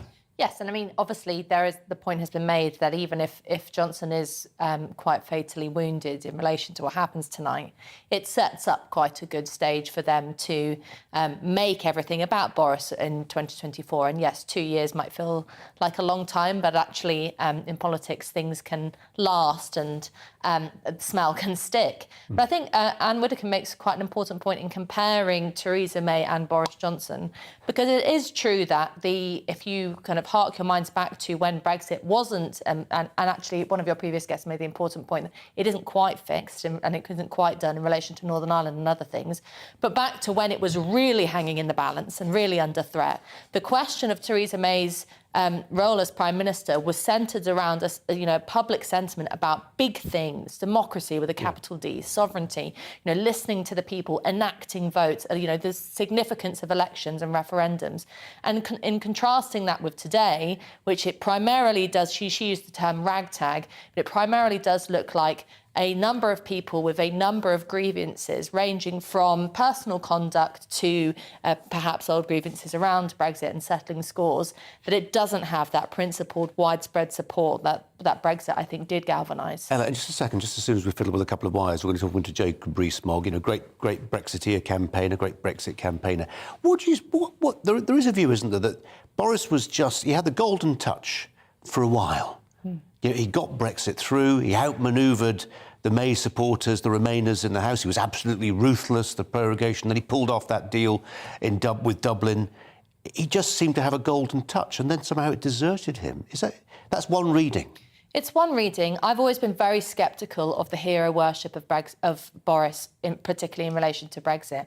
I think he came in at a really good time when there was the post-2016 discussions about Brexit were so viscerally anti-working class, so nasty from Remainer groups, that I think it really galvanised people, both actually on the Remain and Leave side, to understand the importance of democracy. And he was able to capitalise on that. But if you look at the actions of the Conservative government post-2019, whether it be in relation to democracy, about, enacting emergency legislation throughout the pandemic, the inability to really get to grips with that promise of levelling up, the sort of, dare I say it, use and abuse of red wall voters over the last period of, they have been sort of just shunted off and not listened to. If you take something like housing, for example, that hasn't materialised. And so, I have always been sceptical of the hero worship of him. However, he, the other thing that's sort of become clear is that he is someone who listens to the last person that speaks in his ear, whether that's his wife, whether that was Dominic Cummings. I think all of that, his flaws are coming to the fore in a much more visceral way. He used to be able to keep them sort of under wraps, and I think he's exposed at the moment, is the word I'd use. OK. Ella, we'll put those words to some of our guests in minutes to come. It's an interesting analysis. Let's get the thoughts of the author and historian, Lord Jonathan Sumption, who joins us now. Lord Sumption, appreciate your time. The process that we're in the midst of right now, the 1922 committee, it's flexible, it's not particularly transparent. Does it work?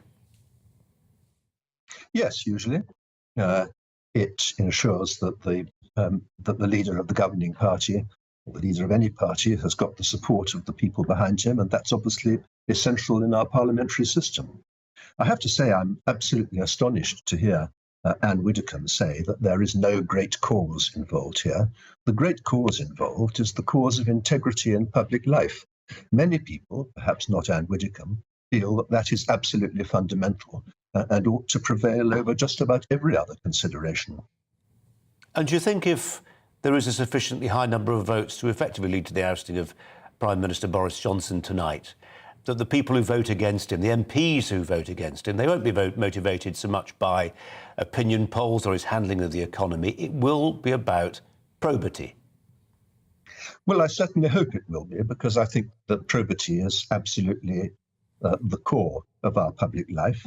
But we have a constitution that depends on conventions rather than rules. That means that politicians can get away with a great deal. But for that very reason, it's absolutely fundamental that politicians have got to have a very high standard of personal integrity and have got to be prepared to pay a high political price if they fall below the standard which the public expects. To my mind, that is the only issue in this whole affair. The part of the problem, you could say, for the Prime Minister is that there are those who think Partygate, it's finished. Sue Gray gave a report, that's where the matter now rests. Of course, it doesn't rest there, does it? There's a Privileges Committee, there's a process that follows on from that. There's a lot more to come. Well, it doesn't rest there for an altogether more fundamental reason. This isn't about parties. This is about integrity. And the Prime Minister can certainly put the booze behind him. OK, I don't deny that at all. What he can't put behind him is the sort of politician that he is. And the significance of Partygate is not in the parties themselves. It's what it tells us about the character of the man in charge of our political fortunes. Well, does it not tell us also something, Jonathan Sumption, about the people who put him there? I mean, this is a politician who, less than 3 years ago, secured a thumping majority of an 80-seat majority. People knew what they were getting then. Well, I'm not sure that they did. I think that many people hoped, and in many cases I've no doubt believed, that Boris Johnson would grow into the office, that he would leave behind him some of the more questionable aspects of his past. Well, those people must be feeling very badly let down just at the moment. Lord Sumption, we appreciate your time. Thanks for your comments. We're going to turn to the Brexit Minister, Jacob Rees-Mogg, who joins us now from Westminster. Jacob Rees-Mogg, appreciate your time. Thanks for it. And we know, well, we've got reported comments from the 1922 committee from the Prime Minister. He says that MPs ought not to dance to the tune of the media. I wonder what you made of what the Prime Minister had to say. Is there anything, really, he could say at this 11th hour to wavering MPs? Well, I think MPs take these matters very seriously, and his speech was important, both in setting out what he had achieved and what he was going to go on to achieve in terms of getting economic growth, dealing with the cost of living crisis, and ensuring we have more home ownership that has fallen behind in recent years. So it was an important and impressive speech, and I'm sure will have encouraged many MPs to support him. You were able to listen to or hear what Lord Jonathan Sumption had to say. I know there's a lot of noise down where you are at College Green. It may have made it impossible. But he was essentially making the point that when it comes to the big test of personal and political probity and propriety, the Prime Minister has got it wrong and has been found out. Look, I listened to Lord Sumption very carefully, who is a figure of great distinction and, as it happens, an old friend of my parents. So I admire him and respect him. However, he was falling into that classic trap of the great and the good, of basically saying the electorate got it wrong. Because I heard him say, when asked, hadn't Boris Johnson got a mandate in 2019, didn't people know what they were getting? He said perhaps they hoped it would improve. And this is, I'm afraid, the classic establishment condescension to the democratic system. The Prime Minister got a mandate of 80 votes. He got a mandate in 2016 to deliver Brexit, or the country at large gave a mandate to politicians to deliver Brexit. And those who don't like it, like Lord Sumption, are still resentful of Boris Johnson's role in this. And that, I'm afraid, is what it all boils down to. Worried when you look at the comments from Secretary of State Nadine Dorries on, I think it was on Twitter, and it was a pretty personal attack on Jeremy Hunt, former leadership contender, and a man, people may see him as a little bit grey, but, an effective managerial politician, Jeremy Hunt. She described his duplicity, described him as inadequate. She said, "You've been wrong about almost everything. You are wrong again now." Nadine Dorries is an emotive politician, and there's a lot of emotion, it would seem, in those comments. But is that not a foretaste of the sort of infighting and squabbling that may follow if this leadership process carries on for months? Well, I think it would be very unedifying to have this process carry on for months. Why I think people should support the Prime Minister later on and finish this issue between 6 and 8 o'clock this evening. Jeremy Hunt is, I think, a distinguished figure within the party, but he lost last time round. And I think not getting the message from party members that they don't want him to be the leader is, from his point of view, a mistake. You've said today that the Prime Minister only needs to win, and win by one vote, to put this to rest. That can't really be true, can it? Yes, of course it can be true. If you win a test match over 5 days by one wicket, you've still won the test match. It still goes down in the books as being a win by one wicket. And if that's the test that decides the Ashes, you've won the Ashes. And you don't say, well, we only won by one wicket and therefore we must hand the Ashes back. So if the Prime Minister wins by one wicket, he's won. Jacob Rees-Mogg. I think if we carried on with that, it would have become a very tortured cricketing metaphor, but we appreciate it. Thanks very much indeed. Ella Whelan alongside Always a pleasure. me. Thank you. Thank you. Ella Whelan's alongside me. Very contrasting takes and perspectives from people who actually have a lot in common politically. Anne Widdecombe, Jacob Rees-Mogg, Lord Sumption. At times they've been ideological allies. But is that not the point? That these are people who, Anne Widdecombe said, should all be fighting for a Conservative cause, but are now at each other's throats? I think that is a really important point, to just take a step right back and realise that whatever side you support in this row that's happening tonight, it's quite clear that the Conservative Party has, for a long time, been, and actually for a long time, even harking back to Brexit, been a party that has not managed to coalesce together. And OK, you can say the same for the Labour Party, because in relation to, the sort of Jeremy Corbyn and momentum versus Keir Starmer, there has been a lot of political turmoil. Political turmoil isn't always bad, by the way. So homogeneity isn't necessarily the ingredients for a perfect kind of government. But certainly this I wouldn't necessarily call it infighting between people like Anne Widdecombe and Jacob Rees-Mogg, but this kind of inability to move forward from big issues, whether it be Brexit or the handling of the COVID pandemic, which obviously Lord Sumption has a very particular and strong view on, and indeed now the ramifications of Partygate, which, let's remember, are about the handling of the pandemic. It's not, he's right, it's not just about whether or not someone got sick in number 10 because they'd had too much to drink and trivial things like that. It is about a question of politicians following the same rules that they set for the citizens of the country that they preside over. And so, if you look at that kind of turmoil, it's very difficult to think of a future in which this party can come together again. I'm afraid Jacob Rees-Mogg is, I understand what he's trying to do by saying, yes, if you win one vote, you win. But that just isn't reality. Because as much as I might, I might welcome, actually, even as someone from the media, a bit of media bashing in terms of there has been, a lot of politics recently has been led by the papers rather than led by politicians.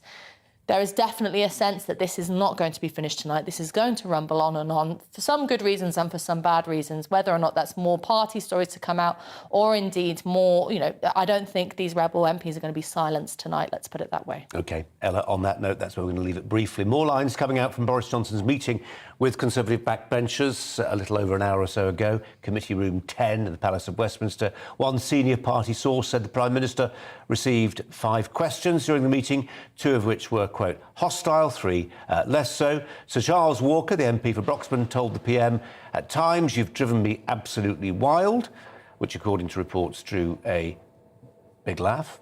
The MP was said to have added, I take your apology, warning his colleagues that defenestrating a PM is a brutal, shocking, horrible, terrible thing. After the meeting, the Conservative MP for Poole, Robert Sims, said he will be voting against the Prime Minister in today's confidence vote. I don't know if that means that's a new vote against him. Somebody just been open about how they're going to vote. Coming up, with less than an hour to go until Boris Johnson faces that confidence vote, the results at 9 o'clock, by the way, will bring you more reaction. Chris Lloyd in Darlington, chief features writer at the Northern Echo, will give his view from a traditional red wall seat. Back in a tick.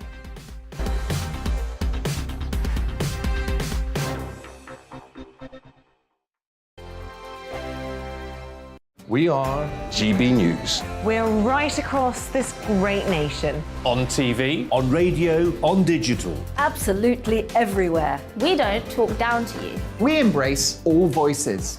With honest and civilised conversation. We're not part of the establishment. We're one of you. And we're only getting started. Join us on GB News, the People's Channel, Britain's news channel. Every morning from 6 o'clock, we'll wake you up with GB News Breakfast with all the stories you didn't know from the night before. So whether it's serious news, entertainment, or your own views from all over our great nation, we're here to kick off your day with a smile. And the national media should be reflecting and reporting what's happening here. You will notice the northwestern accents. Whether you're with us on TV, radio, or online, every morning, it's breakfast from 6 a.m. Hope you can join us.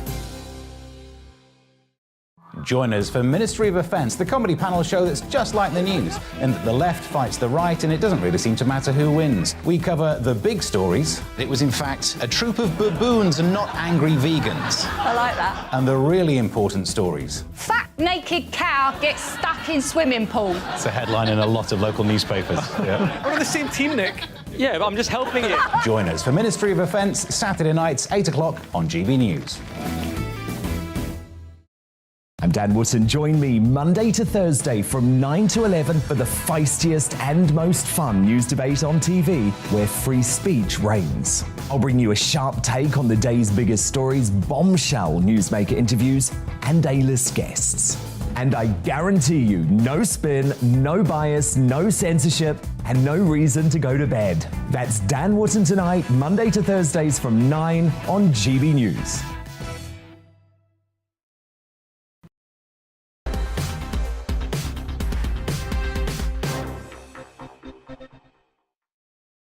Welcome back. It was Colin Brazier on GB News on TV and on radio. The Red Wall has become a term to describe the constituencies, mainly in the Midlands, Northern England and the North East, which are traditionally Labour-leaning but became Tory blue in the 2019 election, something Boris Johnson could arguably take, and I dare say would take, credit for. How do voters there feel ahead of the confidence vote in the Prime Minister, due to begin at 6 o'clock this evening? We're joined by Chris Lloyd, Chief Features Writer on the Northern Echo in Darlington. Chris, welcome to you. I was going to say, is this a Westminster bubble story? Of course it's not. This affects the entire country. That's right, and I think the entire country is split by it. I think when the Partygate report, Sue Gray's report, came out, we had a poll on our website that showed that 66% of people thought that Boris Johnson should resign immediately, and the whole question of truth and integrity is really, really important to people. We had one letter that came in that said, when trust and truth dies, democracy dies, which is a very nice way of putting things. But then I think these red wall MPs have got a really difficult decision to make. On the one hand, there's that defending the indefensible of Boris Johnson, and yet on the other side, he is, as you suggested, the person who won for them in 2019. Boris Johnson won seats like Bishop Auckland and Durham North West that had never had a Conservative MP since they were formed in 1885. Then he flipped places like Darlington and Sedgefield that hadn't had Tories for decades. His Tory party reached out to these places in a way that Theresa May and David Cameron's Tory party didn't. And that was partly because of Brexit. It was partly against Jeremy Corbyn. And it was largely because of Boris, his personality, and I think the promise of levelling up, which was really, really positively received up here. The idea of giving lots of government money to places who felt they had been forgotten about before. And so now, if these Red Wall MPs go to the country with a Conservative Party led by a Jeremy Hunt or a Liz Truss type figure, it will look very, very different to a Boris Johnson-led Conservative Party that did so well in 2019. I just wonder, Chris, you get me thinking a little bit. I mean, in what, 27 minutes, when, if things are on schedule, they'll start voting in the 1922 committee. How many of those MPs, particularly the newer, younger Red Wall MPs, some of whom never thought they'd become MPs, didn't think they had a chance in some of those Red Wall constituencies, how many of them it will be in the moment? And it'll be, you know, this WhatsApp message apparently that's doing the rounds, 750 words, eloquently describing why you should be getting rid of Boris Johnson. Maybe they'll think about the booing at the Jubilee. Maybe they'll think about the night they got elected and lay it all at Boris's feet. I think many of them up here, we're already seeing people like Jacob Young in Redcar, Simon Clarke, obviously Chief Secretary of the Treasury in Middlesbrough. They're already very loyal and professing their loyalty. And I think many of them haven't really wavered. I get the impression that they owe Boris Johnson so much. They, as you say, some of them were not expecting to win their seats, and yet because of him they did. So I think they have remained quite steadfast, despite the battering that he's got, and despite, I think, the battering they get from their constituents who do feel that there is something really quite rotten at the heart of the government. But Johnson is the man who got them into power, and levelling up is something they hope in 2 years' time we will begin to see things on the ground really levelling up beginning, and that will allow the electorate to say, well, we knew he was a little bit woo, a little bit way, but we can really see things like the Treasury jobs coming to Darlington, which is 1,500 civil servants moving out of London into this wonderful provincial town, and that could change so much about our local economy and the mindset of the civil service. And so that sort of levelling up, if we can see it actually happening, that might be enough to get people over the embarrassment of all the other Partygate stuff. Chris Lloyd in County Durham. Chris, thanks very much indeed. Coming up in the remainder of this hour, we've got a couple of guests, including Kelvin Mackenzie, former editor of The Sun. What does he make of all this? How would he vote if he were an MP? First, though, the news with Polly.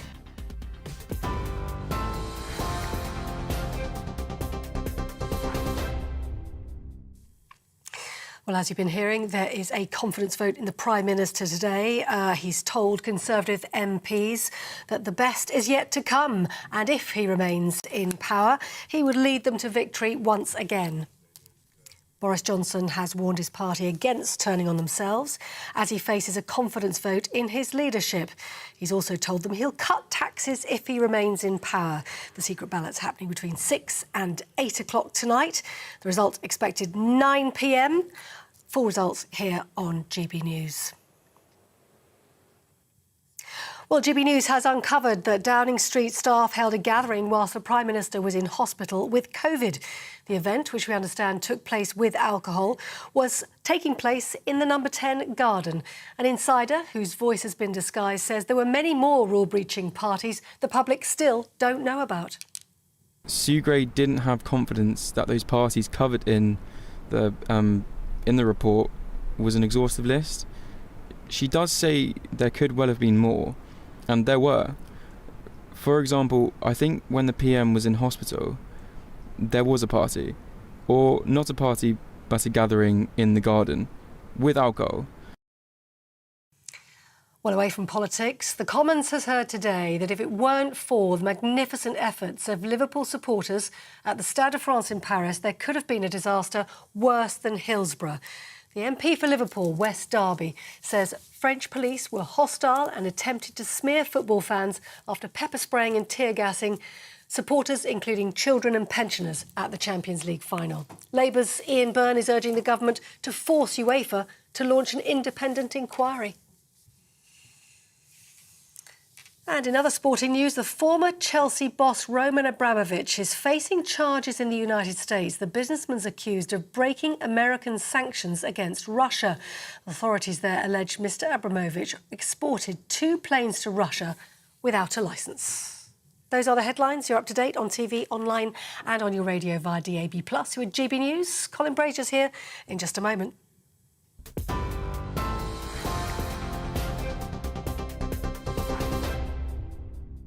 Direct Bullion sponsors the Finance Report on GB News for gold and silver investment.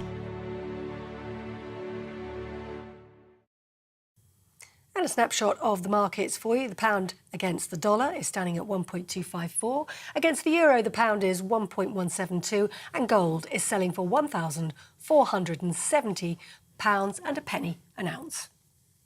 Direct Bullion sponsors the Finance Report on GB News, investments that matter. We are GB News. We're right across this great nation. On TV, on radio, on digital. Absolutely everywhere. We don't talk down to you. We embrace all voices.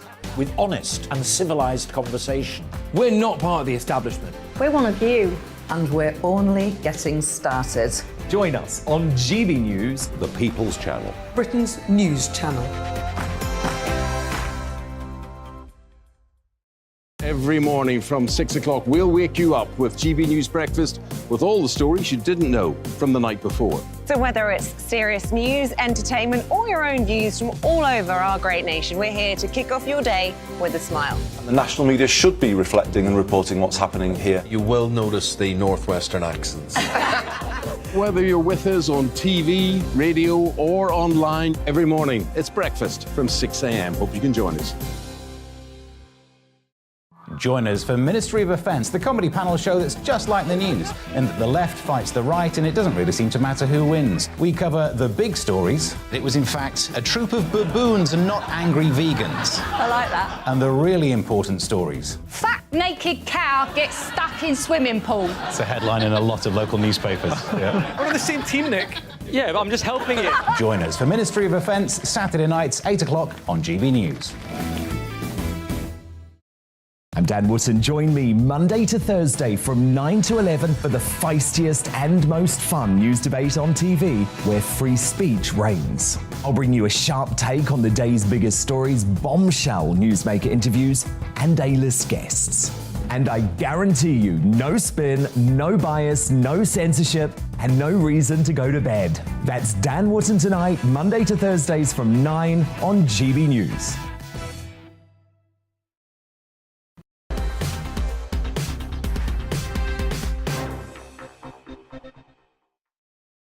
In a a shade over 20 minutes, Conservative MPs will begin voting in a process which potentially could unseat our sitting Prime Minister Boris Johnson. 1922 committee. The voting starts at 6 p.m. We get a result at 9 o'clock. Boris Johnson's tipped off a little in advance of that, given the numbers. He's been talking in advance of the vote to Conservative backbenchers on the 1922 committee.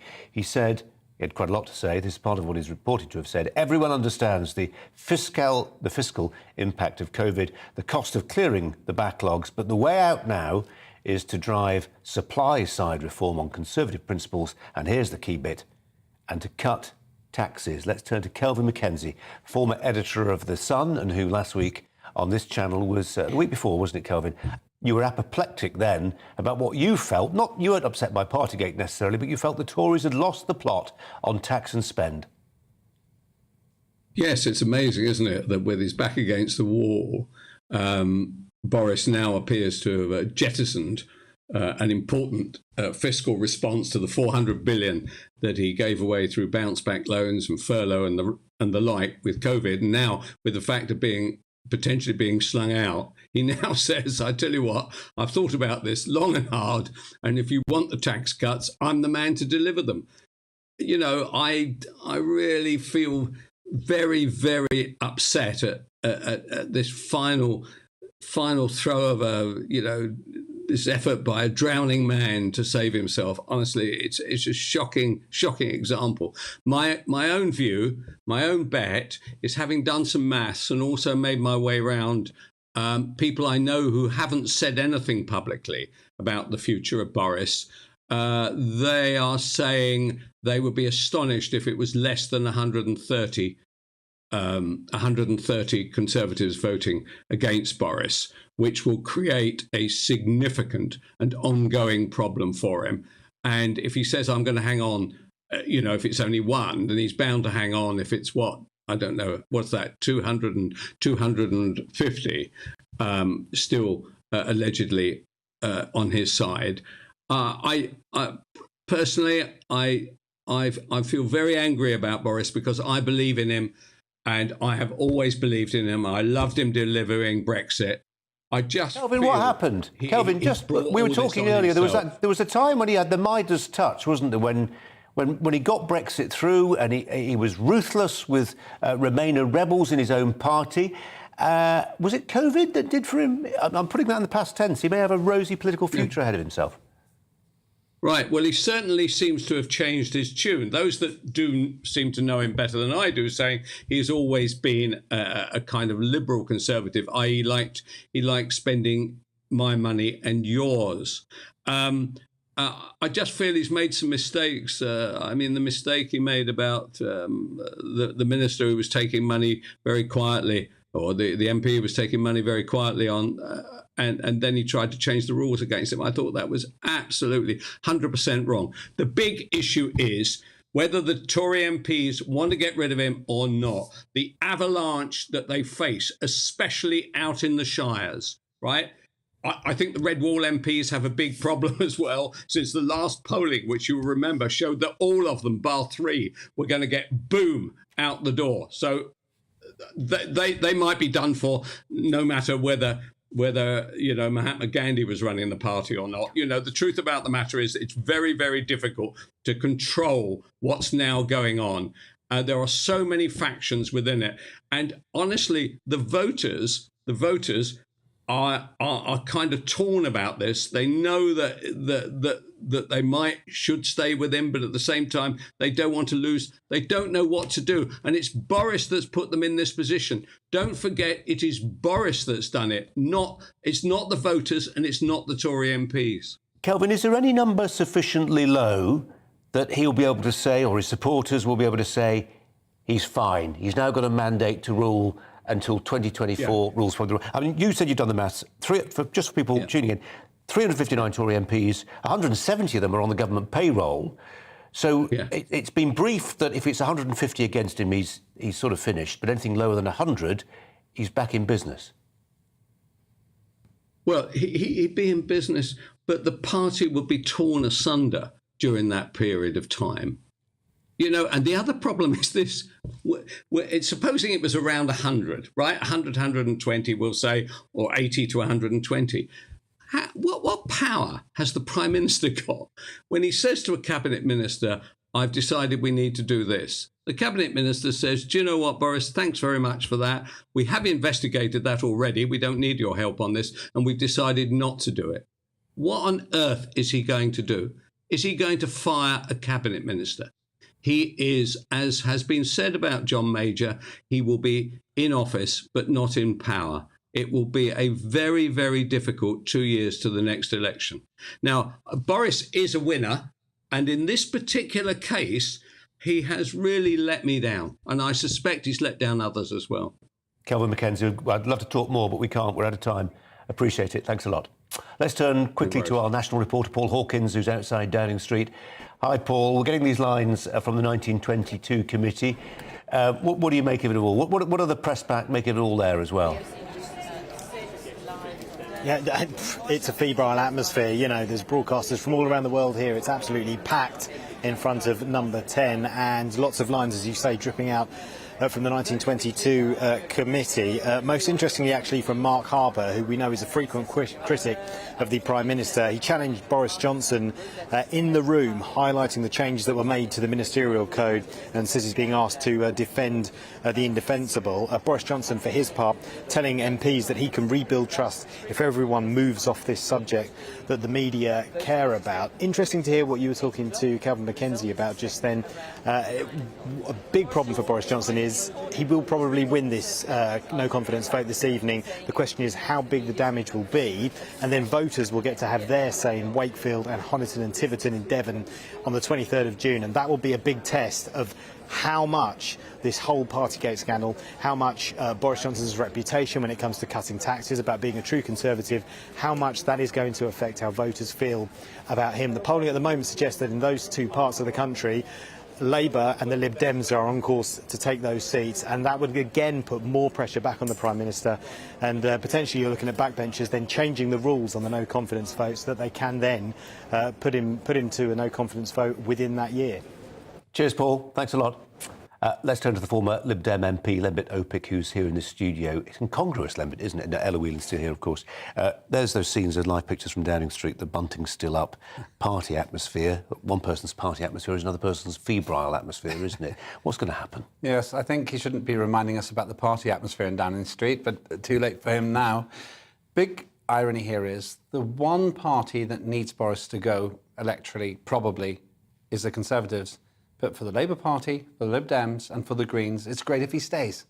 So they should really want him to win this because he's such damaged goods. Not often I agree with Kelvin Mackenzie, but I think he's on the money today. He is a classic Tory voter. He's so disappointed. Two other thoughts here. You're talking about the figures. If 60 Conservatives or more vote against him here, it's very hard to understand how he can have any authority over them. That's the point Kelvin made as well. But what about if they walk away from the whip? Then he loses his majority. Then he's a minority government. They've got the power to do that. And I can tell you, the Conservatives are an electoral machine. And if you think you're going to lose your seat, you will conspire to protect yourself. Second thought here is, Boris could win, and I think he probably will win. And if he's really going to stay on, regardless of how small the majority, that means they've got to live with his problems for a year. You were asking what was the secret of his success. He was lucky. Every Prime Minister is lucky to get there. Boris Johnson was lucky, and the others as well. So he played the cards and got good hands. Now his hands are turning against him. And there's one party that will not tolerate failure. By hook or by crook, they'll get rid of him if they think they're going to lose the next election. The way things look at the moment, it's very hard to see how Tories can turn it around with Boris. Just give us a number, your best guess this evening. 110. I think 110 will vote against him. If it's worse than that, he's in a lot of trouble. You said before the payroll vote, to explain, that's people who are actually employed within the government, that they're employed to be loyal. So if you get anywhere near 130 or so, that means that some of the people who are paid to be in ministry positions and other roles are voting against Boris Johnson. That's defeat. Let's say anything less than two-thirds majority, he's effectively lost. And then he's created the infighting. And fortunately for the Labour Party, Keir Starmer hasn't been able to capitalise on this at any point. If Keir Starmer does well in the election, it's despite rather than because of his performance. and his biggest asset will be Boris Johnson. He needs Boris Johnson to stay. It's interesting, these Tory MPs have been told not to take their smartphones in, lest they take pictures of their ballot, which is a secret ballot, and then to show the whips that they've voted the right way, such as the 1922 committee. Lembit, thanks for coming in. Really appreciate it. Well, we're joined now by three GB News viewers. Gareth Wyn-Jones farms in North Wales, the Reverend James Treasure preaches in the West Midlands, and Oliver Hodgson commentates on social trends from Cumbria. Gentlemen, welcome to you all. Gareth, we'll start with you. Are you interested in this? Is it a bit of Westminster fluff, or does it matter? Oh, it's really getting boring, to be honest with you. You know, we've got so many problems in this country. Do we need this on top of everything? It's absolutely disheartening. You know, prices rising in fuel, food, people not being able to pay their bills. You know, the government have been talking about levelling up for so long. It's just ridiculous. And everybody's beginning, you know, in the pub yesterday, and Wales won, and we were talking about a few things about politics as well. But, you know, the boys are all saying everybody's getting tired of politics. They don't trust politicians anymore. And it's a sad scenario. We need politicians now, you know, to be honest and start making policies that are going to make such a difference to our country going forward. And we just can't be going around in circles with these kind of, you know, same old stories, same old rubbish. And yeah, maybe Boris should throw in the towel. Boris, the bullet dodgers, had a few turns at it now, so I don't know. Let's wait and see. Reverend Treasure, as a man of the cloth, there are those who feel that Boris Johnson is a sort of amoral creature. Would you be glad to see the back of him, or are you, a closet supporter? I'm not a closet supporter. No, I'll be quite happy to see him move on. I think whatever happens tonight, it's the beginning of the end for him, I think. And even if he wins this battle, he's going to lose the support of his party. And for me, I think for my people I mix with, it's really about Partygate and it's about policies. And the heartbreaking thing about Partygate, I don't think people will ever forget. And for me, as well as the parties, it's the way he treated, or the way his staff treated the cleaners and, you know, the real people of this world, as it were. And they just treat them with contempt. So, well, just on the cleaner point, I mean, there's a lot you say that's obviously, you know, rooted in fact there. The point about the cleaners was slightly, there was some doubt about exactly how it was reported at the time, wasn't there? Just on that specific point about the cleaners. Oliver Hodgson, you're our youngest contributor today. I can say that with conviction, just looking at the screen. What do you make of all this? Look, 2 years ago, 14 million people voted for Boris to you know, be Conservative Prime Minister, and a lot has happened in the last 2 years. We've had Brexit, we've had COVID, we've had Partygate, and we now have the Russia-Ukraine situation. I'm very torn on the issue because I can see the effect of his lies and his deceit, but I can also see that he has a bit of a track record in delivering on certain things. But actually, you know, I speak to a lot of my mature friends, those of much older than me, who've been diehard Tories for decades, actually didn't vote in last month's local elections. And I think a lot of people used last month's local elections as a way to send a really strong message to Westminster. I mean, you only need to look at the city of Westminster, who went Labour for the first time ever. So yeah, I'm really quite divided on it, but I understand that a leadership contest at the minute, given two major crises being the cost of living and Russia-Ukraine, is not ideal. But actually, we need a leader that most people in the country can get behind and have trust in time of crisis. Oliver, James, Gareth, thanks all very much indeed for your perspectives today. Really appreciate it. Thanks a lot. Well, we are, 6 minutes away from the voting beginning in committee room number 10 in the Palace of Westminster. The vote officially will be announced to the general public at 9.